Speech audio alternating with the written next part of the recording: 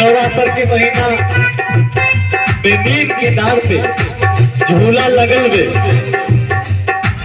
माई वो मालिन से कहले बे, मालिन और माई में सवाल जवाब होता। माई के जब झूला पड़ गई, माई झूला दिया। वो समय का दृश्य क्या बात।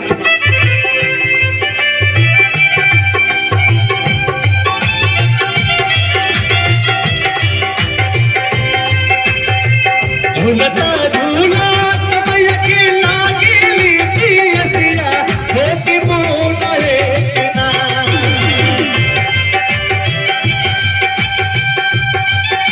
जय हो जय हो। झूलता झूला मैया के लागेली पियसिया, हो के मोला एक ना, हो के मोला एक ना।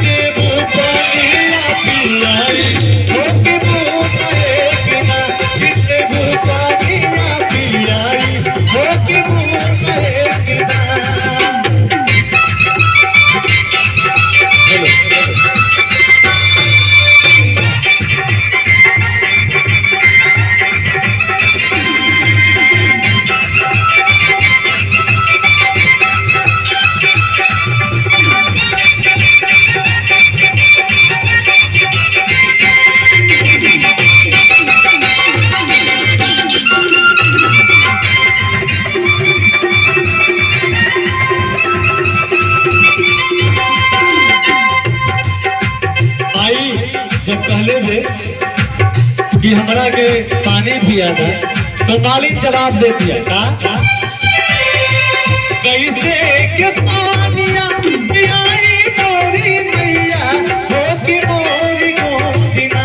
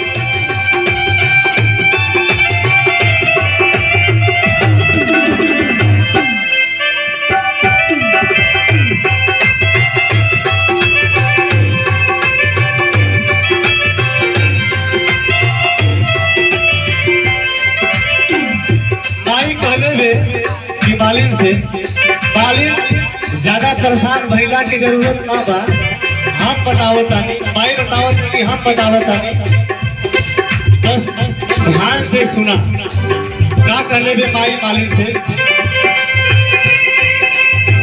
पलका सुतावा मालिन सोने के खाटलवा, हो के मोना एक ना।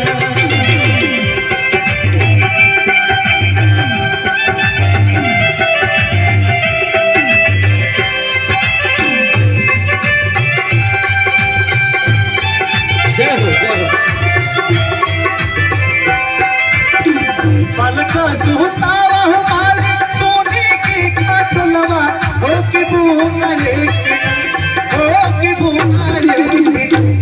देबू पानिया पियाई, हो के मोना एक ना।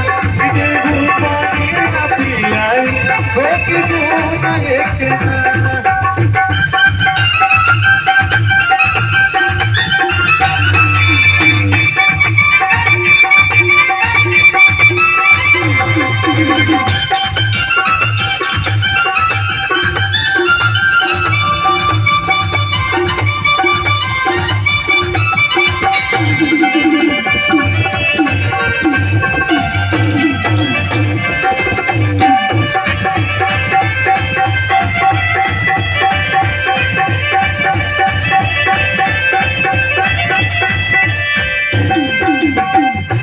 लास्ट लाइन बटे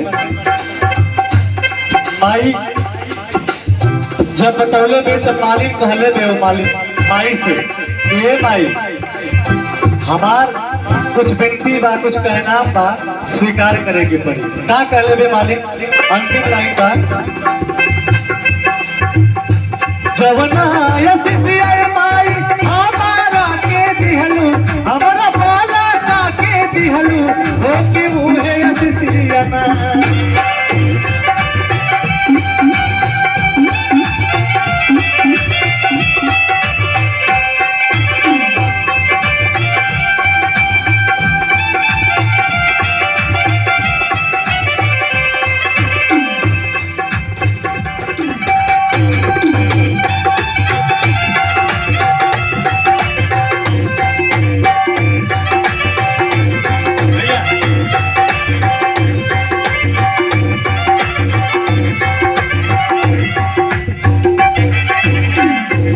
मालिनी ये कहले बे ये माई हमार कुछ कहना बाव के स्वीकार करेंगे पड़ी कैसे